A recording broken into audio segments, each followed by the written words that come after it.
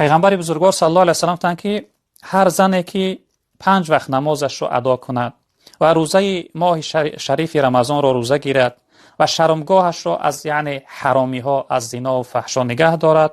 و شوهر خود را اطاعت کند، شوهر خود را حرمت کند، احترام کند، در روز قیامت به سوی اون زن گفته میشه از کدام در جنت میخواهی داخل جنت شو. یعنی ببینه که در این حدیث پیغمبر بزرگوار صلی الله علیه و سلم گفتن که